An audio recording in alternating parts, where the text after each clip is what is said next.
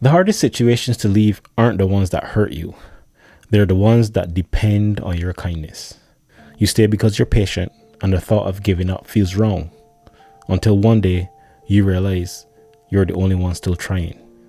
Leaving friends, family, or familiar places often feels counterintuitive. You've been taught that patience is the virtue and that love and respect requires sacrifice. And in many cases, that's true. But when that sacrifice is no longer mutual, things start to feel one-sided, and that can be more damaging than we expect. This doesn't mean you stop caring. The burden is just too heavy to carry on your own.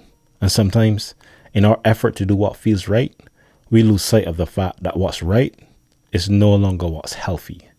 And while leaving can be painful, so is becoming stagnant. This one-sided burden is what Paul means when he talks about being unequally yoked in 2 Corinthians. Even if you believe you are strong enough to bear the burden, there are side effects that aren't always easily recognized.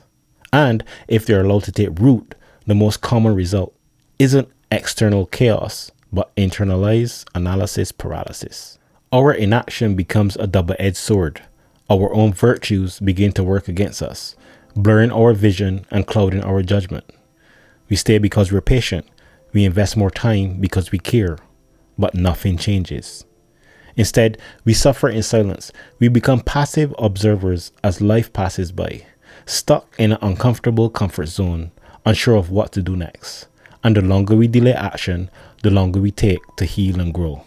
It's like reaching the end of one chapter and never turning the page to the next. Most people don't struggle with leaving because they're afraid. They struggle because they believe that if they have enough faith, things will change. It's no longer about what's healthy, but about what feels right. In that moment, wisdom begins to speak, and faith doesn't ask you to endure. It asks you to move on. Genesis shows us this in the story of Abram. Abram and his wife were childless while living in his home country. And in chapter 12, God calls Abram to leave, promising him the one thing he hoped for. But God never told him exactly where he was going or gave him a blueprint. Abram wasn't given certainty. He was given a promise and asked to trust it. He left without a map, without a timeline, and without proof. That's how faith works. When wisdom makes a new direction clear, faith doesn't guarantee the path will be easy or obvious. It simply gives you the strength to take the next step. Modern culture often frames these moments as reactionary responses to abandonment, defeat, or failure. But scripture consistently presents them as deliberate changes of direction. Moments where clarity precedes movement and trust guides the next step forward. We see this in Acts chapter 18.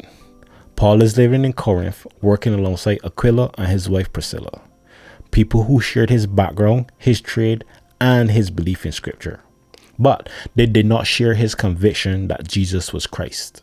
In fact, the people in the synagogue where Paul met every Sabbath became hostile and rejected Paul's testimony that Jesus was Christ.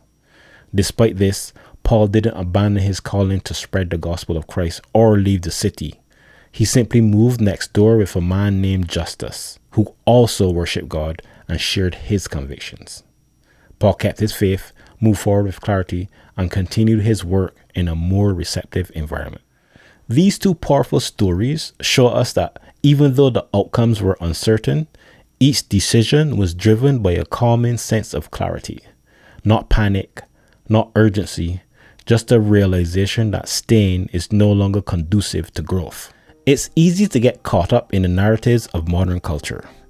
Leaving is often framed as quitting, giving up, or avoiding responsibility. But that's not what we're talking about here. This isn't about burning bridges, cutting people off, or protecting your comfort zone. Leaving isn't an act of rebellion in response to rejection. On the contrary, leaving is an act of alignment. It's choosing to step forward with clarity, intention, and grace.